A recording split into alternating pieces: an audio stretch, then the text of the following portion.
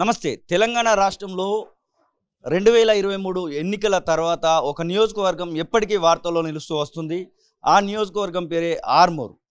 ఆర్మూర్ నియోజకవర్గానికి సంబంధించినటువంటి విషయంలో అటు ఎక్స్ ఎమ్మెల్యేగా ఉన్నటువంటి జీవన్ రెడ్డికి సంబంధించినటువంటి ఆర్టీసీ బస్టాండ్ ఆనుకున్నటువంటి స్థలంలో జీవన్ రెడ్డి కాంప్లెక్స్ అనేది కట్టడం జరిగింది. ఆ కాంప్లెక్స్ విషయంలో ప్రతిసారి వివాదాస్పదమవుతున్నటువంటి పరిస్థితి అయితే కనబడుతుంది. చివరికి ఆర్టీసీ పూర్తి స్థాయిలో దాన్ని అయితే స్వాధీనం చేసుకోవడం జరిగింది. అక్కడ సిట్టింగ్ ఎమ్మెల్యేగా ఉన్నటువంటి పైడి రాకేష్ రెడ్డి మనతో పాటుగా ఉన్నారు. అసలు అక్కడ పరిస్థితి ఏంటి, ఆర్టీసీ నిజంగానే స్వాధీనం చేసుకోవడానికి ఎందుకు ముందుకు వచ్చింది, నిజంగానే జీవన్ రెడ్డి తప్పు చేశాడా తెలుసుకునేటువంటి ప్రయత్నం చేద్దాం.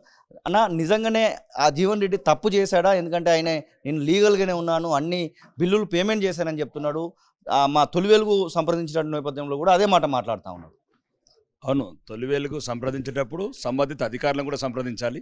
సంబంధిత ఆర్టీసీ అధికారులు కావచ్చు, ఇక్కడ విసిఎండి గారు కావచ్చు, స్టేట్ ఫైనాన్స్ కార్పొరేషన్లో ఐఏఎస్ ఆఫీసర్ వాళ్ళని కూడా సంప్రదించండి. ఈ యొక్క జూటాకోర్లు, రాజకీయాలకు నైతిక విలువలు లేక రాజకీయ నాయకులకే ఈరోజు చెడు పేరు తెచ్చిన నాయకులను మీరు అడిగితే సమాధానం చెప్తారు. నేను ఈరోజే కాదు, రాజకీయాలకు వచ్చే ముందు అక్టోబర్ 22 నాడు ఛాలెంజ్ చేశాను. జీవన్ రెడ్డి షాపింగ్ మాల్ ముందు నిలబడి ఏదైతే 50 కోట్ల అప్పు ఉందో, ఇంకా అందరికి తెలియదు, ఇంకొక 45 కోట్లు ఉంది, అది మళ్ళీ రేపటి నుంచి మొదలు పెడుతున్నాడు ఆట. అతను చెప్పుకుంటున్నది ఏంటంటే 9 కోట్లు ఆర్టీసీ లీజ్ అయ్యమంటూ 2 crores పవర్ బిల్లు, ఇంకో ₹1 ప్రాపర్టీ ట్యాక్స్, ఇవి మొత్తాన్ని కట్టించాం. ఇంకా 2,51,00,000 ఉంది. ఇది కాకుండా నేను ఆల్రెడీ క్లియర్గా చెప్పాను, రాజకీయాలకు వచ్చినప్పుడు చెప్పాను, 3 నెలల ఛాన్స్ ఇస్తున్నాము, ఉన్న బకాయిలని కట్టండి. ఇది పేదల డబ్బు, ఇది ప్రభుత్వ సంస్థ డబ్బు. ఎవడబ్బ సొమ్ము? ఒక షాపింగ్ మాల్ బిల్డింగ్కు నీ డబ్బు లేదు, షాపింగ్ మాల్ ఆర్టీసీ ల్యాండ్కు నీ డబ్బు లేదు, పవరు ₹1 కట్టవు, ప్రాపర్టీ ట్యాక్స్ కట్టవు. ఎవడబ్బ సొమ్మురా? నెలకి 20 లక్షలు పిఎంఆర్ తీసుకొని, రిలయన్స్ వాడి దగ్గర తీసుకొని, కేఫ్ తీసుకొని, విదేశాల గోడు, రోల్స్ రైస్ కార్లు కొనుడు, ₹1 వాచులు కొనుడు, ఎవడబ్బ సొమ్ము? అదే ఆ రోజు అడిగాను. 3 నెలల లోపల మొత్తం క్లియర్ చేసి న్యాయబద్ధంగా వ్యాపారాలు చేసుకో, ఏం తప్పులేదు. అప్పుడు ఇవ్వలేదు. 7.5 కోట్లు క్లియర్ అయింది, ఇంకా 2.5 కోట్లు ఉంది. 48 కోట్లు అయితే 3 కోట్లు ఇచ్చాడు. ఈరోజు morning state finance corporation managing డైరెక్టర్తో మాట్లాడు, సార్ మొదలు పెట్టండి, ఇంకా ఇది అయిపోతుంది క్లియర్, ఇంకా ఈ వేట మొదలు పెట్టండి.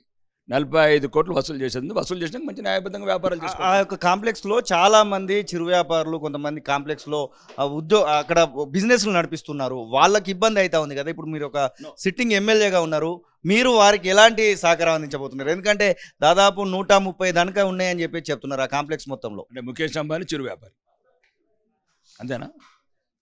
ముఖేష్ అంబానీ చిరు వ్యాపారి, KFC international multi millionaire billionaires చిరు వ్యాపారి మీ దృష్టిలో. మరి మీ మీడియా దృష్టిలో మరి ఆ రకంగా ఉన్నది ఎట్లా? మీ మీడియా వాళ్ళు కూడా చిరు వ్యాపారులు అయిపోయినట్టున్నారు.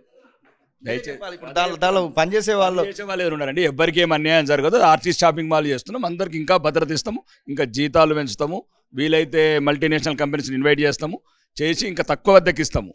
ఎందుకంటే తన అద్దెలు తక్కువ చూపించి సొంతానికి డబ్బులు వాడుకుంటున్నాడు. ఇప్పుడు ఇంతకుముందులా కాదు. ఈ 45 కోట్లు కట్టకపోతే చట్టబద్ధంగా చర్యలు తీసుకొని దాన్ని యాక్షన్ పెడతాము. వీలైతే యాక్షన్ పెట్టి ఆర్టీసీ సంస్థకు కనెక్ట్ చేసి ఆ అద్దెలతో కనెక్ట్ అయ్యి మేము ఏమనుకుంటున్నామంటే, నిన్న సజ్జనర్ గారితో మాట్లాడడం జరిగింది, మొత్తం ఒక కార్పొరేషన్ తయారు చేసి ఒక 50 కోట్లు మా డబ్బు, అది ఆర్మూర్ వాళ్ళ డబ్బు, అదేదో రేవంత్ రెడ్డి డబ్బు అనుకున్నారు. ఆయన ఈ మధ్యన ప్రతి రూపాయి కూడా కొడంగల్ ఉండబోతున్నాడు. అది కూడా కాంప్లీట్ చేశాను నిన్ననే. ఎందుకంటే మా వచ్చిన అద్దె కూడా ఆయన ఈ రేవంత్ రెడ్డి కొడంగల్ ముఖ్యమంత్రి, ఈజ్ నాట్ ఏ తెలంగాణ ముఖ్యమంత్రి, కొడంగల్ డబ్బు నేను డైరెక్ట్ రిటర్న్కి ఇచ్చాను. అది మా డబ్బు, అది మా ల్యాండ్, మా తాత ముత్తాతలు ల్యాండ్ అక్విజిషన్లు ఇచ్చారు, అది ఆర్మూర్ ప్రజలకు చెందాలి. దాంతోపాటు వసూలన్నీ చేసి ఆర్మూర్లో మంచి మౌలిక వసతులు కావచ్చు, రవాణా వసతులు కావచ్చు, పేదలకు బస్ స్టాండ్లు, బాత్రూములు, ఒక ఇంటిగ్రేటెడ్ బస్ స్టాండ్ నిర్మించుకోవాలని ఒక ఆశ ఉంది. దాన్ని పూర్తి చేస్తానని కోరుకుంటున్నా. త్వరలో రాష్ట్ర ముఖ్యమంత్రిని కూడా కలుస్తాను ఆ విషయంలో. మొత్తము రాజకీయ కక్ష సాధింపులో భాగంగానే నా మీద జరుగుతూ ఉంది అనేటువంటి మాట పదే చెప్తా ఉన్నాడు. నిజంగానే అట్లాంటిది ఏమన్నా ఉందా జీవన్ రెడ్డి పైన, మీ పైడి రాకేష్ రెడ్డికి? నాకు ఎవ్వరి మీద లేదండి. ఎందుకుంటుంది? మా ప్రజల మీద ఉంటుంది. నాకు ప్రజల అభివృద్ధి ముఖ్యము, నా ఆర్మూర్ మంది ముఖ్యము. ఒకవేళ మీరు మీడియా వాళ్ళు చెప్పండి వదిలేయండి అంటే వదిలేయండి. 50 కోట్లు వాడు తీసుకోమనండి, విదేశాలకి వెళ్ళి ఎంజాయ్ చేయమనండి, రోల్స్ రైస్ కార్లు కొనుక్కోమనండి, ₹1 వాచ్లు కొనుక్కోమనండి, 2 లక్షల టీషర్ట్లు కొనుక్కోమని, నాదేం పోతుంది? నాకు కావాల్సిన పేదల సంక్షేమం. 84 గ్రామాలలో ఒక ఇల్లు లేదు, 34 గ్రామ పంచాయతీలు లేవు, పేదలకు పెన్షన్స్ లేవు, 10 సంవత్సరాల నుంచి రేషన్ కార్డ్స్ లేవు, సీసీ రోడ్లు లేవు, డ్రైనేజ్ లేవు, వైకుంఠ ధామాలు లేవు, ప్రకృతి వనాలు లేవు. ఇదండి పల్లెలు. ఎంతసేపు హైదరాబాద్ చుట్టే తిరుగుతున్నారు ముఖ్యమంత్రి, కొత్త ముఖ్యమంత్రి పాత ముఖ్యమంత్రి తిరిగినట్లు. ఆడు ఇంతకుముందు ఒకడు ఉండే కేటీఆర్, ఇప్పుడు ఒకడు వచ్చిండు తొలంగలోడు. మీకు ఎంతసేపు హైదరాబాద్ ముఖ్యం దక్క తెలంగాణ ప్రజల ఎడ్డి ప్రజలు గుడ్డి ప్రజలు అమాయక ప్రజలు ఉన్న తెలంగాణ అవసరం లేదు. మీడియాకు కానీ రాజకీయ నాయకులకు కానీ అధికారులకు కానీ ఎంతసేపు ఔటర్ రింగ్ రోడ్లు, రీజనల్ రింగ్ రోడ్లు, ఇంటర్నేషనల్ ఎయిర్పోర్ట్లు, లేకపోతే గేటెడ్ కమ్యూనిటీ విల్లాలు, దీని గురించి మాట్లాడేది. రండి ఒకసారి ఆసిఫాబాద్ రండి. ఇప్పటికి కూడా ప్రసవ వేదన పడుకుంటారు. 5-6 కిలోమీటర్లు వాగులో నడుచుకుంటూ పోతున్నారు. చూస్తలేరా విలేకరులు? ఆదిలాబాద్ అన్ని టెలికాస్ట్ చేస్తున్నారు. ప్లీజ్, ఈ డబ్బు పల్లెలకు ఏరాలి. ఈ వసూలు చేసిన డబ్బులు పల్లెలకు ఏరాలి. వాళ్ళకి మౌలిక వసతులు అభివృద్ధి కావాలి. ఏదో స్మూత్ కాన్వెంట్ బేబీలాగా మీరు అడగటము మేము చెప్పటం సరిపోతుంది. 56,000 నుంచి రండి, పల్లెలకు రండి. మొత్తం బడ్జెట్ కూడా ఇక ఇప్పుడు ఒక కొత్త దొరికినాడు దక్షిణ తెలంగాణ దొంగలు ప్రతి ఒక్కడు. వాడు కోమటిరెడ్డి అంటాడు, ఒకడు తుమ్మల అంటాడు, ఒకడు కమ్మల అంటాడు. ఏం దోసుకపోవడానికి తెలంగాణ మళ్ళీ తెలంగాణలో వర్షామాలు పెట్టి ఈరోజు సెక్రటరీ పోతే ఈ రోడ్డు పెడతారు, దక్షిణ తెలంగాణ రివ్యూ పెడతారు. మరి ఉత్తర తెలంగాణ ఎవరు పెట్టాలా? మా వాటా మాకు కావాలి. ఇట్లాంటివన్నీ వసూలు చేస్తాం.